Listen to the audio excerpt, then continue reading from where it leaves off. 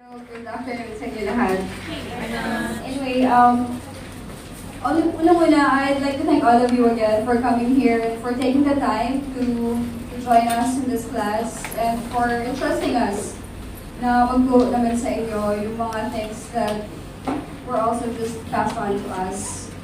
And on behalf of the EV teachers, mga volunteer trainers natin na nasa likod lang, and the Lifeway, the whole Lifeway Church, and hi, Mr. Wendell.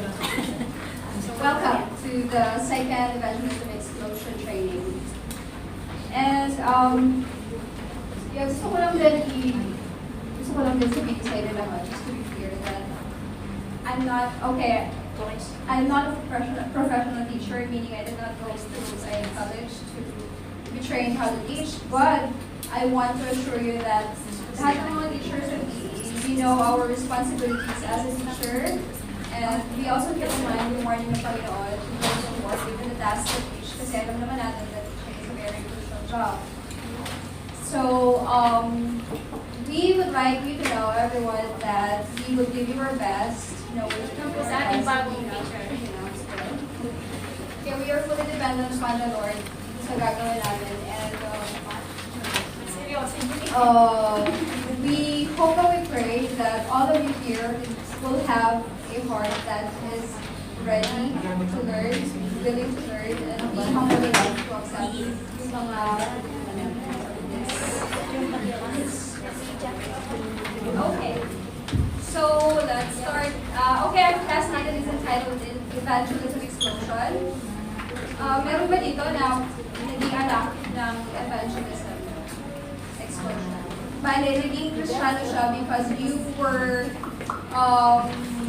introduced to this kind of group. Wala? Wala bang tulong dyan? Kasi actually ako kinakabahan ako as I speak. Wala. Nakakilala sa Panginoon dahil ginamitan ng EV2. Wala. Evangelize sila. Pamamalitan din evangelize. Yes. Oo. So wala. Well, may mga iba dito na are already familiar with EE. How we do EE, diba?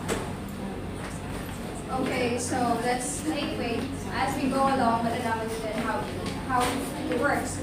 Pero lahat tayo dito we belong to a group, belong to a cell group. Yes. Yes. So familiar kayo with DMM or the discipleship making process.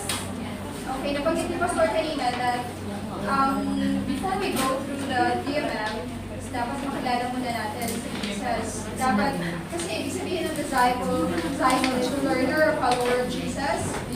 So we cannot follow someone we do not know. Kaya doon po ngayon, pumapasok yung evangelism. Yung tinatawag natin na evangelism. Kasi dapat we know who to follow before we can be disciples. Kasi the DMM actually is a very good way. It's one way where we can grow our faith.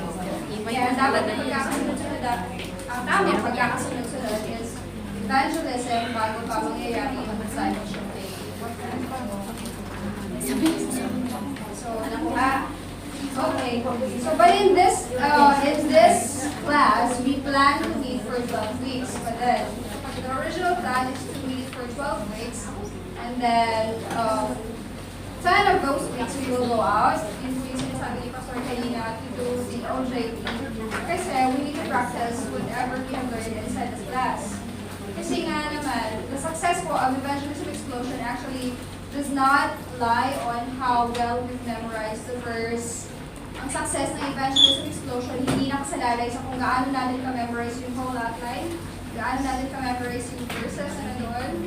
Hindi din po ito nakasalalay sa kung sino yung mga guro na nagturo sa inyo.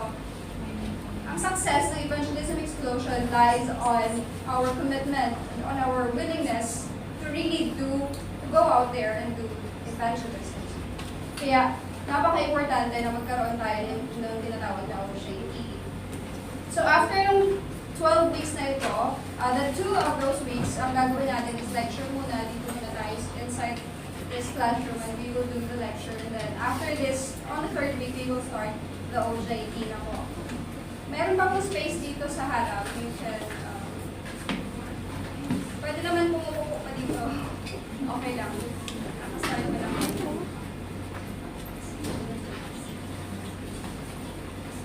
Okay, so ngayon, after matapos natin yung whole workshop, that is 12 weeks, after the OJTs, meron pong giving out certificates.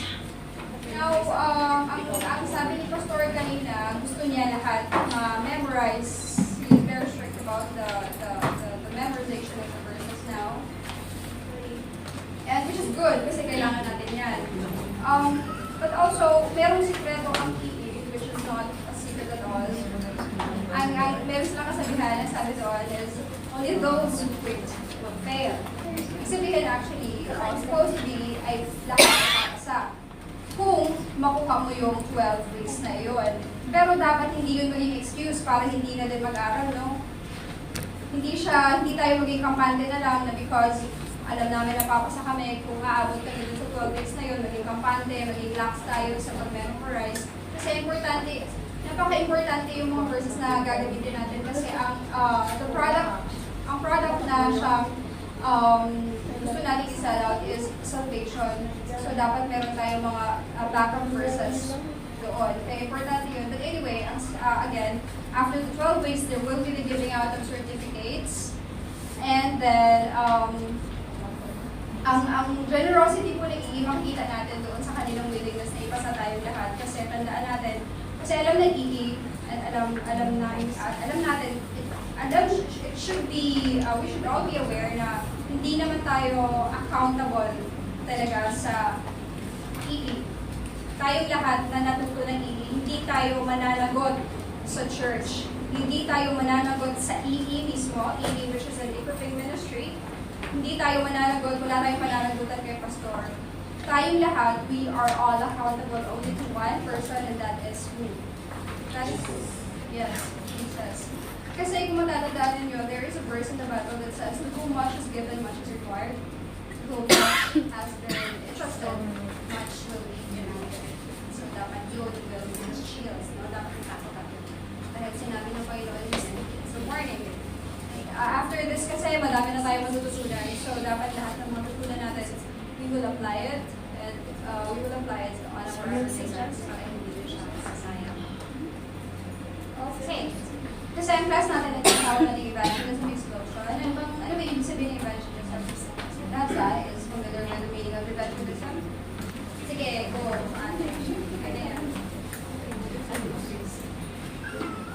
Evangelism. Ano ibig sabihin ng evangelism? Familiar tayo noon. But do we really know what it means? Okay.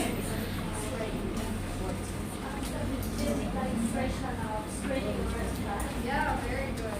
Evangelism actually is the act or the commitment of spreading the gospel by preaching or personal witness. Keyword doon is the commitment, the act and the commitment of spreading the gospel. Ano ba yung ibig sabihin ng gospel? Okay, the gospel meaning, ang literal meaning of gospel is good news. Now, ano ang good news? Ayan. Okay, the good news is that there is salvation for humankind in the person of Jesus. And forgiveness of our sins. Ayun yung kailangan natin na ipahayag sa mga tao na natin kapag lumabas na tayo. So, tandaan natin, evangelism is the act or the commitment of spreading the gospel by preaching or personal witness. Ang pinagkaiba lang ng preaching or personal witness, when you speak to a group of people, yun ay pwede mo siya tawagin. Actually, it's called preaching or preaching na to a group of people. And then personal witness, which is yung goal natin, EE, yung one-on-one na pag-witness natin sa mga tao. Okay, so, there are madaming klase actually of doing evangelism, no? Meron tayong tinatawag na crusade. Pamilyar kayo lahat kay Billy Graham. Ang ginagawa nila, yun yung tinatawag ng crusade, yun yung nag-iipon sila ng mga tao in one place, and then may isang preacher naman na siyang magde-defend na kay Jesus or magpapakilala sa kanila kay Jesus. Yun yung tinatawag na crusade. That is one way of doing evangelism kasi merong iba-ibang, there are different ways or tools na ginagamit in doing evangelism. One is tinatawag na crusade, and there is also tinatawag na Romance Road. Bakit siya tinawag na Romance Road? Dahil lahat po ng mga verses na ginagamit nila doon during the evangelism ay manggagaling lamang sa the book of Romans. Kaya siya tinatawag na Romance Road. Now, ang pinag-aaralan natin ngayon ay ang tinatawag nating Evangelism Explosion or the EE. Ano ba ibig sabihin ng EE actually? From the, combine natin yung meaning ng evangelism and explosion, makikita natin na ang goal nito is for every students ay matutong mag-witness sa kung saan man sila inilagay ng Panginoon. So kapag tayong lahat dito, matuto tayong mag-witness, mag-evangelize, ang mangyayari, there will be an evangelism explosion. So nakuha? Amen. Okay, ayun. Ang pag-aaralan natin ngayon will be the evangelism explosion. Pasadahan lang natin yung history ng EE. Hindi ko na ipapakita yung PowerPoint, no? EE was started, it was founded by Dr. James Kennedy, the year 1962. Dr. James Kennedy is first a pastor, and then nakita niya yung pag-decline ng mga church members. Kaya he was very down. Kasi even yung wife niya nagsabi sa kanya na kapag nagpatuloy pa yung pagkonti ng mga members, yung wife niya daw mismo lilipat na lang sa kanilang church. So he felt very sad, he was depressed, and then mga panahon na yun, tumawag sa kanyang kaibigan, and then sabi ay, ini-invite siya to do evangelistic services doon naman sa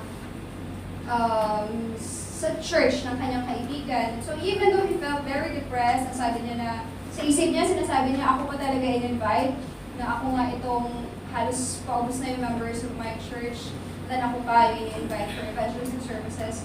But then he went, and so for that 10 days, na-witness niya kung paano yung ginawa nung kaibigan niya doon sa kanilang lugar. So yun, nakita niya kung gaano kadami pala ang tao na tumanggap sa Panginoong Jesus dahil doon sa ginawa nilang evangelistic services. So yung kanyang mga natutunan from that meeting with his friend, ngayon dinala niya, in-apply niya sa kanyang church, and then the rest was history. Sabihin, yung kanyang founding members from 17 naging 2,000 in a span of 12 years. Kasi napaka-effective po yung ginawa nilang tool para sa evangelism. So ang goal, isa sa mga goal ng EV na to reach every nation of the world was achieved on year 1996. Sabihin, lahat po ng bansa in the whole world ay meron ng EV na nakaplan.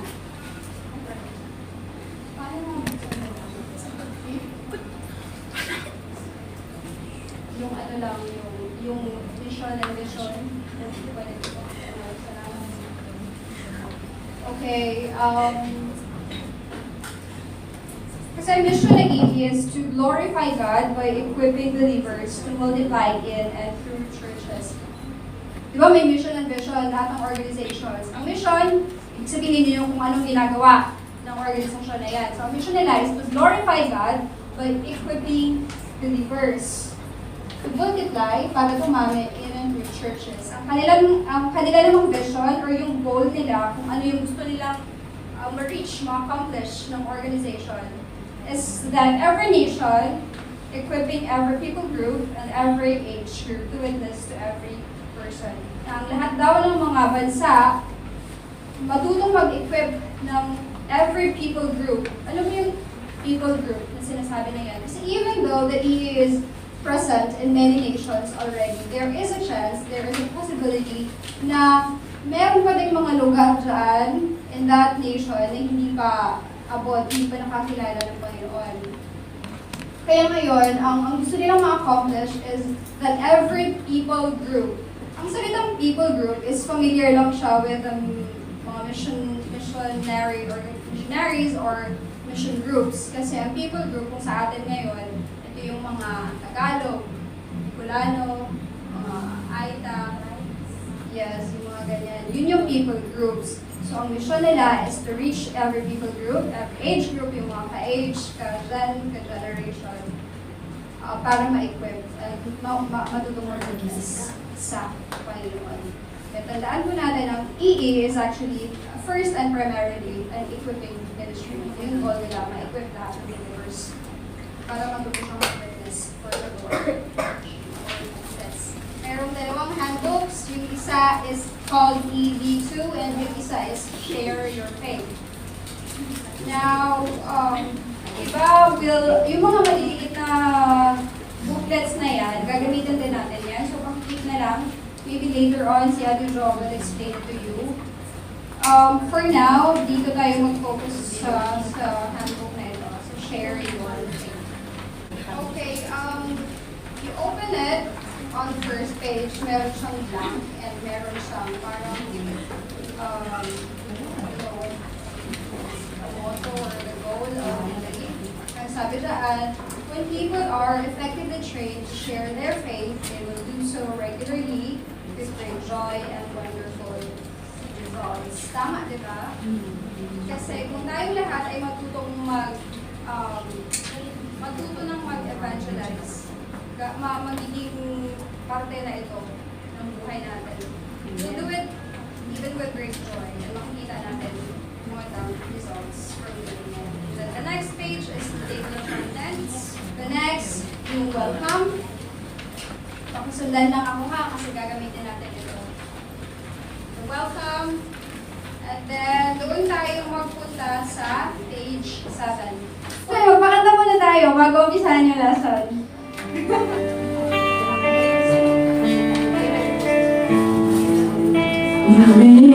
Amazing grace, how sweet the sound that saved a wretch like me.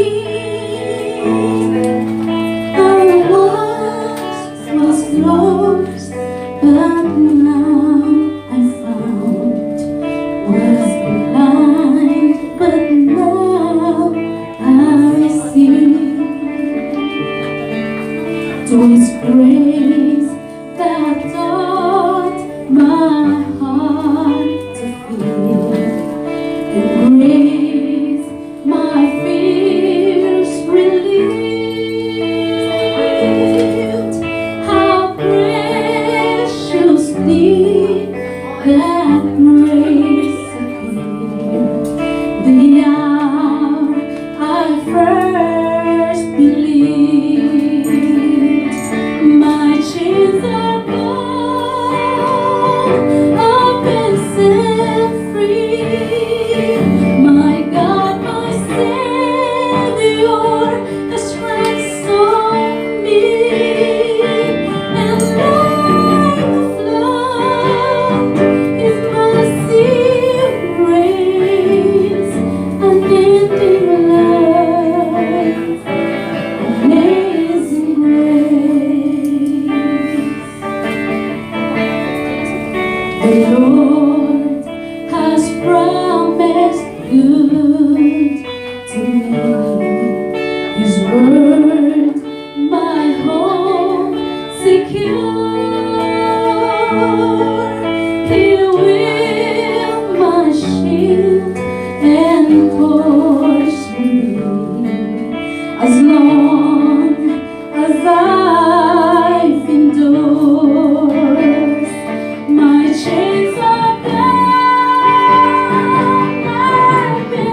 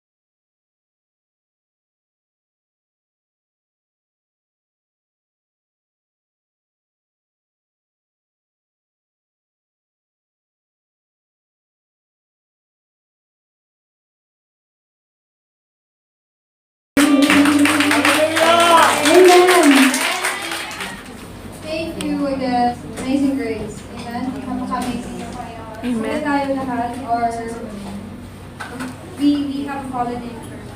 And yet, ang bawat isa sa atin, pinagkatiwalaan ng Panginoon para mag-witness para sa Kanya. Diba? Nakita yun pagka-gracious ng Panginoon towards us. Kasi kung aantay ng Panginoon na maging perfect tayo, wala siyang magkakita sa atin. Amen. Do you agree? We'll never be perfect. For some activities at this earthly body, tayo will all find back our own nature. Anyway, moving on. Part 1 of this. So why are we here? May tanong saan, why are you here? What do you hope to learn or achieve from this course? Bakit kayo nandito? Tanong ko sa inyo, aside siguro from the fact na you were being pushed by your leader. I know that probably there are some here who were just nabigalitan, but my prayer is that after this session, maalis no yung feeling of just nabigalitan Yes. and mapalitan ng willingness na, Yes. even the excitement to learn how to witness to the Lord. Amen. Kasi yun para sa atin. Yes. Okay, so may tanong dyan, what do you hope to learn or achieve from this workshop today? Actually, the answer you will find in page 5. What do you hope to learn or achieve from this workshop today? But before this things na naka-enumerate dito, yung nasa bullets, ang pinaka-importante question dyan, which we learned during yung workshop din namin na naatinan para sa mga clinician, sabi doon, so that unang-una, tayong lahat will be assured of our salvation. Amen. Kasi nga, ang product natin dito is salvation, buhay na walang hanggan. So we will never be effective in selling out the things that we don't have. So ngayon, dapat tayo muna convinced tayo that we are saved, that we have that gift of eternal life. Meron ba dito hindi pa sure that they are saved? Wala naman. Okay, that's good. Kasi dapat makita muna natin, makita natin yung ating tawag na tinawag tayo ng Panginoon to witness for Him, to evangelize. Kaya maya-maya i-lay out natin yung foundation, no? Yung foundation of evangelism, pakakita natin. And then, pangalawang rason dyan, so that we will learn a method of sharing the gospel, you will not easily forget. So that you will be given a tool you will use the rest of your life and receive a tool that never leaves your side. Actually pa, same thought lang siya.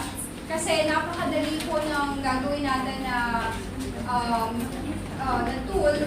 Napakadali nung method na gagamitin natin at kasama natin siya parati. So hindi natin, supposed to be dapat hindi natin siya makakalimutan. Ito yung goal namin, nating lahat, na hingin na you will learn from this workshop. And then you will catch a renewed vision and enthusiasm for winning others to the Lord. So, kasi kung maaalala ninyo, matatandaan ninyo, nung ako actually nakilala ko ang Panginoon, I was so excited to share Him to others. Kaya nung ako ay, ako naman nakilala ko ang Panginoon, mas naintindihan ko siya noong somebody took their time na i-explain sa akin. So, nung naintindihan ko na siya, ngayon, ang desire ko is ma-share din siya. Kasi, hindi lang naman talaga ang gusto natin, ma-save even yung family natin, di ba? Yung mga malalapit sa buhay natin. So, ako, ang ginawa ko, because I was so excited, pag uwi ko sa amin, nag-share ako sa lolo-lola ko. Kasi siya yung kasama ng kapatid ko sa bahay. So, nung nag-share ako sa lolo-lola ko, the best thing is that tinanggap naman nila si Jesus. And Amen. yes, ngayon, nawala na si lolo ko. But no, I pray that yung pag-accept niya sa Panginoon is real so that one day, magkikita pa din natin. Amen. So ngayon, ang minsan kasi, yung enthusiasm na yan, nawawala. Lalo na kapag natatabunan ng mga mini. So sa mga bagong dating, ito po yung bagong dating. Sa mga bagong dating, nandito po tayo sa page 7. Pero bumabalik tayo sa 5 kasi nandoon yung sagot sa page 5. So, as I was saying, isa sa mga hope ng workshop na ito is that makatch yung enthusiasm natin. Ulit, kasi like, yun nga, kung nung una excited tayo na i-share ang Panginoon, no? Pero as life happens, natatapunan niya ng mga kung ano-ano, problema, not just problems, but even yung mga good things that happens to our lives, even nagagamit siya na way para lamang ma-divert na yung makikin dapat natin bilang mga Christian, which is to spread the good news. So ngayon, yun yung gusto natin na maibalik sa bawat isa sa atin. Ano pa? Renew your passion for witnessing with a glimpse of the heart of God. Na may puso na. Kasi actually yung evangelism or yung witnessing is the heartbeat of God. And so, dapat ito yung prayer natin na maging heartbeat natin.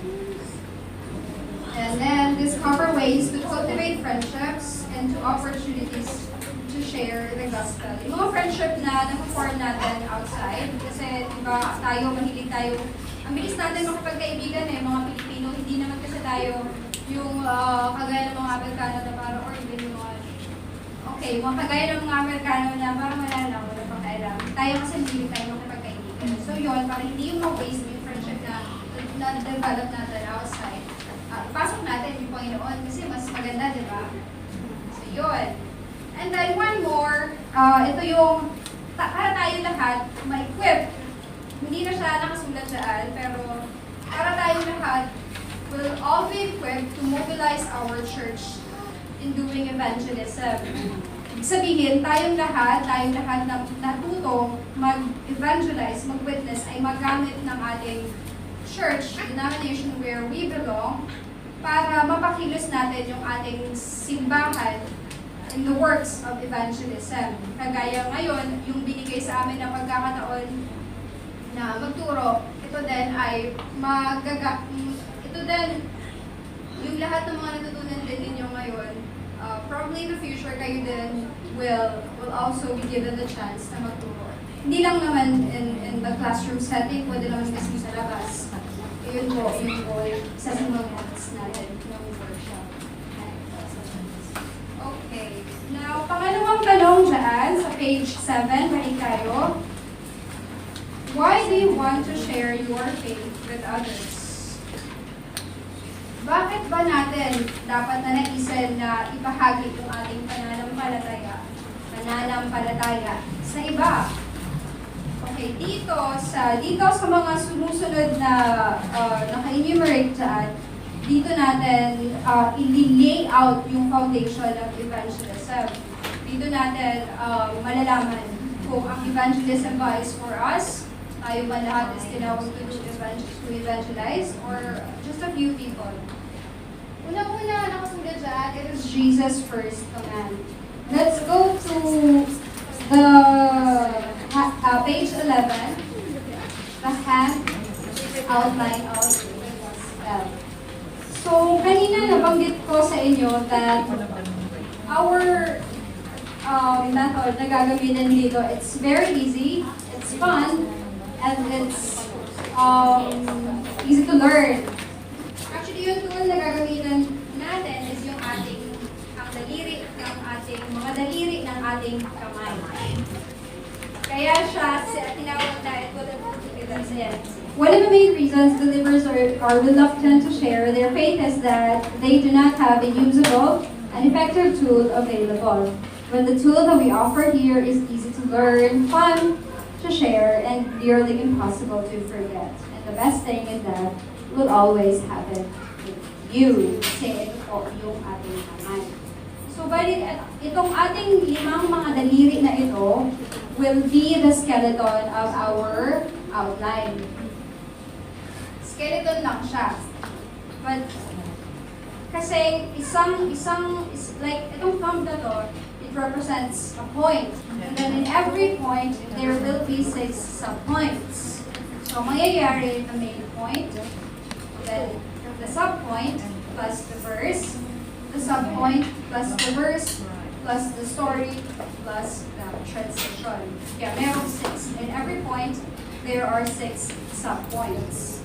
Kung mapapansin ninyo, dito sa page 13, meron dyan nakasulat na, ang una nakasulat is grace, diba? And then merong verse na maliit, meron nakasulat sa maliit at iyon yung verse na gagamitin natin. Back up yung point na pinigay natin dyan.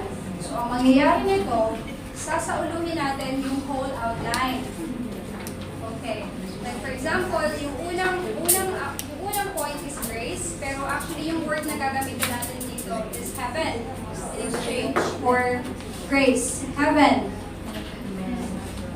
And then, may patlang dyan, no? Now, sasagutan natin yan ngayon.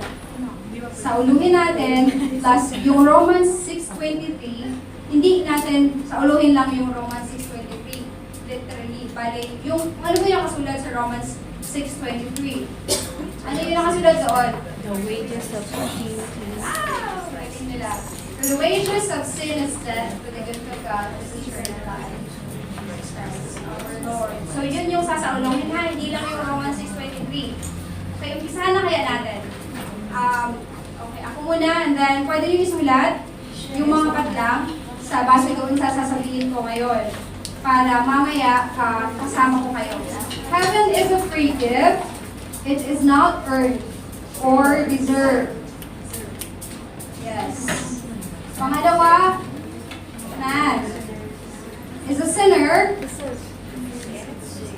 Man is a sinner. May patlang daan. Sinner, he cannot save himself. Save himself. Pangatlo, God. God is merciful and He doesn't want to punish us. Merciful, ang nakasulat sa patlang. He doesn't want to punish us.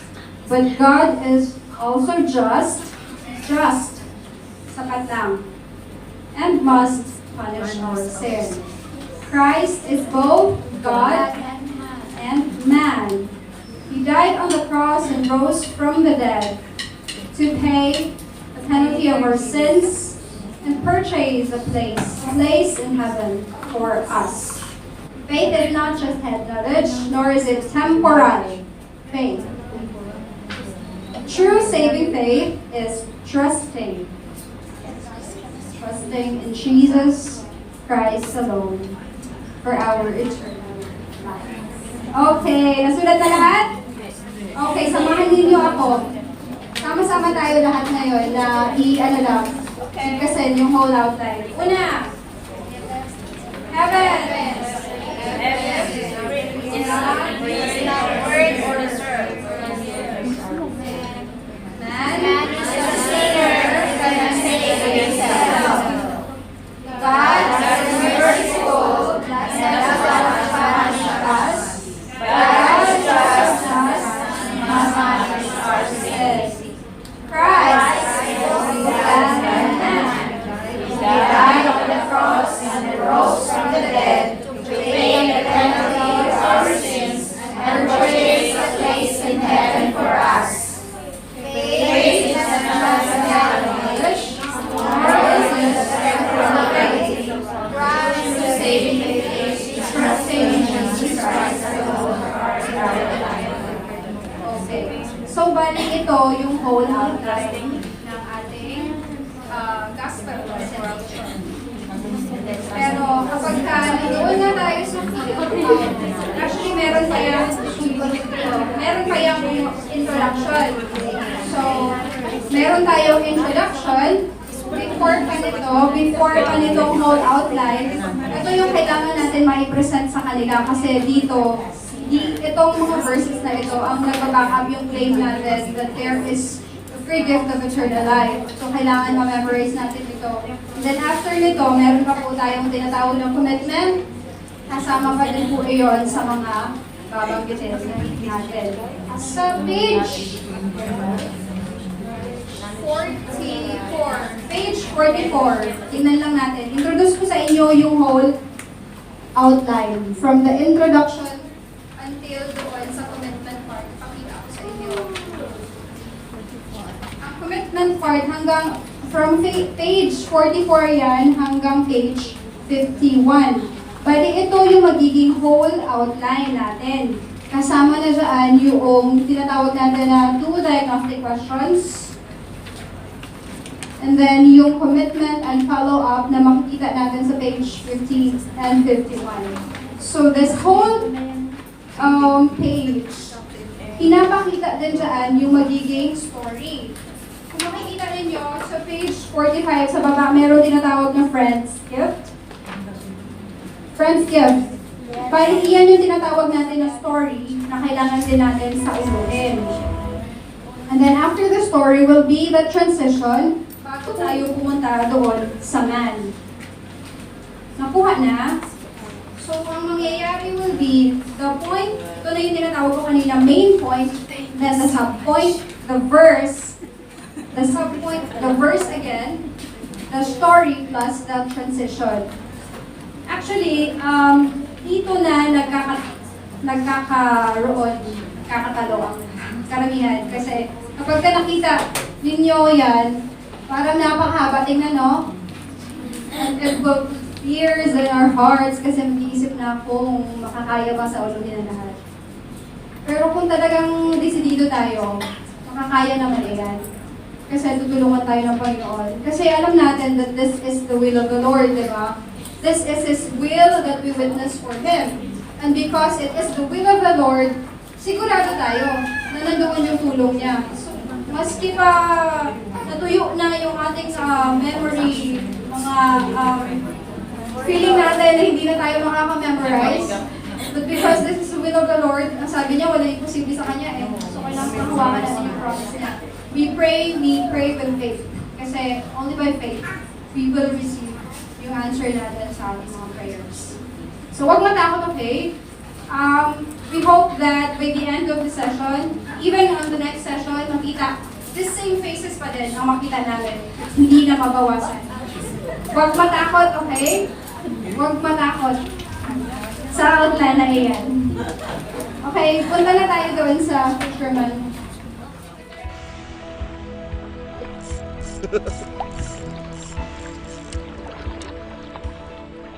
Oh, hey. Hey, how you doing? Yeah, good to see you. How do you like my new boat? My new bass boat. I love it. Can I show you a few things on it? Come on, let me show you. This is my fishing rod. I like this one, and oh, look at this one right here. This one's got a snake skin looking handle because I want to look good when I'm fishing, you know what I mean? So I can do it. I can fish with this one and look good. It's good. I like it. And you know, when you're fishing, you got to have a lot of different bait and lures and lots of different colors, and you gotta have a lot of different things. And then sometimes the fish just aren't interested at all. They're not interested in anything, and so you got to scare them a little bit. And so you get one of these lures right here, and that'll scare them. And you might just spook them enough to get a bite. So if you want to scare your fish, then you can use something like that. Oh, this is one of my favorites right here. This is a special hook and lure right here. You don't want to use this when you're trying to go for any old bottom feeder. No, you want this one when you're going for a quality fish. If you know you got a quality fish, then you want to bring out something like this. I just keep it right in the package. It's special to me. So yeah, you got to have a lot of different things in your tackle box. So you're a fisherman? Well, yeah, I'm a fisherman. I come from a fishing family. My daddy was a fisherman. My granddaddy before him, he was a fisherman. All my friends are fishermen. Well, no, that's not exactly true. I did have some non-fishing friends, but we just don't spend that much time together. Oh, well, why don't you? Well, I love to fish. They don't. So, you know, we just don't have that much in common. So I hang out with my fishing buddies. Don't you like non-fishermen? Well, sure I do. It's not that. It's just that they don't fish. Why do you think it is they don't fish? Because they're stupid. What? Well, yeah. They know all about fishing. They know how great it is, and they don't fish. Let them eat worms. They're stupid. Well, couldn't you just go teach them how to fish? Oh, no. I'm no expert. I couldn't teach anybody anything. What am I going to do? Go door to door, knocking on doors saying, hey, why don't you accept fishing into your life, or you're really missing it, or you know, hey, why don't you come fishing with me, or let's go down to fishing club this weekend? No, the people just laugh at me. I don't want that. Well, I hear this is a great lake for fishing. Why don't you put your boat in the water? Well, I like it right here. I come down here, got my donuts, I got my fishing buddies, we talk, share all kinds of fishing stories. We'll shine up our boats, polish them up, get them clean. I love it. I like it right here. Well, how often do you actually go fishing? Well, it's hard to say. Once a week? No. Once a month? No. Once a year? To be honest with you, I don't remember the last time I went fishing. But you like fishing. Well, sure, I love it. I love everything about it. But you see, that's just it. What if I go to talk to somebody and I tell them how much I love fishing, and I'll go on and on and on? You know what that's going to do? That's going to turn them off. It'll turn them off to fishing, and I'll just come across as one of those wetter than thou guys. I don't want that. Yet you call yourself a fisherman. Absolutely, I do. But you don't fish. Well, fishing's not my gift. You see, but I do all kinds of other things. I'm the president of this here fishing club, and we've got a building project going right now where we're going to build a big clubhouse where people can come down and talk about fishing, and I teach a casting class on Wednesday nights. I'm real busy. Truth is, I just don't have time to fish anymore. Well, why don't you go ahead and put your boat in the water? No, I like it right here. It's dangerous out there. Things can happen to you out there on the water. I'm just more comfortable right here with my fishing buddies. Well, how about walking down to the shore and throwing out a line there? No, there's rocks down there, and they're slippery. There's mud down there. What if I slipped and fell, got mud all over my outfit? People would laugh at me. I don't want that. But you say this is a great place to fish. Yeah, say, did I show you all my tackle and all the different things I have? And oh my goodness, look at the time. I really do need to get going now. Well, can you just show us how to catch a fish? Just one fish. No. Okay, no, I'm not going to do it. Well, why not? You seem to have all that it takes. Look, I could go down there, throw my line in the water. Maybe the fish are hungry, maybe they're not. We could be here all day and not catch anything. I could scare the fish. Another fisherman could come along later, he wouldn't catch anything. Besides, what if I did catch a fish? It doesn't just stop there, you know. You ever spent much time around fish? Let me tell you, they stink. They stink, they flop around. I could bring him into my boat, he'd flop around, get his smell all over everything. They're slimy. You gotta clean them. You gotta fillet them. What am I gonna do? You want me to take him home, introduce him to my family? They don't like fish either. You're kidding, you don't like fish? Look, truth is, I can't stand fish. Is that a crime? Ayun, meron dapat tayong sagutan nung daan sa likod, but we will end at 4. Ang gawin natin, ganito na lang. Sagutan natin yan mamaya, or kapag within this week, sagutan natin, bale, 1 by 1 na lang, hindi na lang by group. Pagkatapos, i-discuss natin yan the following week na. So, kapag may oras kayo, alalahanin nyo lang yung napanood din nyo na video and makasagutan yung mga padlang dyan sa Page 8. page 8, yes. 8 and 9. Yes. Yung questions 1 to 4. 1 to 4, sagutan natin. Then, i-discuss natin yan next week. Saka ba tayo tumuloy doon sa susunod pa natin na mga lessons. Kasi by now, wala na, alanganin na. But anyway, yun po ngayon. We hope that by next week, makikita pa din namin kayo lahat. And again, huwag kayong matakot doon sa outline na nakita ninyo sa page 44. Kasi, yeah, it looks mahaba. But in reality, kapag nandoon na tayo sa labas, it will only take us, yung whole outline na, 15 to 20 minutes. Kasi ang goal natin is ma-present yung whole outline. Ang goal is to present the whole outline. Pero kung may mga instances na hindi mo siya ma-present, it is fine. Kasi hindi naman siya canned na hindi kailangan natin talaga siyang ipilit, no? Hindi yun natin siya kailangan ipilit doon sa tao na we are trying to evangelize lahat. Tuturuan namin kayo how to deal with questions later on, how to handle objections, and most of all, tandaan natin, kasi ang goal is to present the whole outline, the gospel presentation. Dapat tayo mismo aware na huwag masyadong makwento ng buhay natin or kung ano-ano mga kwento na isasalin na hindi naman dapat. Dapat alalahanin natin, ang goal is to present the whole outline, not to present ourselves, the kwento of our buhay. Okay?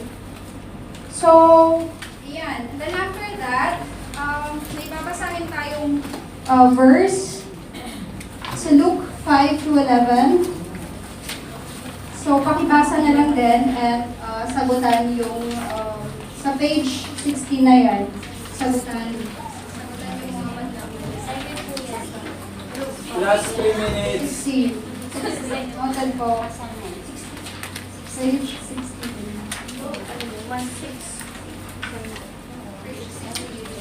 5 to 1 to 11. Okay, kasi by next week, ang gagawin natin, tatakal natin yung fisherman video, and then the chapter reading, and then yung gagawa tayo ng kasama sa introduction natin kasi is yung mag-share tayo about our personal testimony, kung paano natin nakilala yung Panginoon. So, sa susunod na linggo, tuturuan din namin kayo how to make your own testimony, which will be part of our the introduction before tayo magbigay ng ating lunch question. So, iyan lang po for today. Maraming salamat again for taking the time to join us here in this class, and we hope to see you all until the end of the session. Salamat. God bless us all.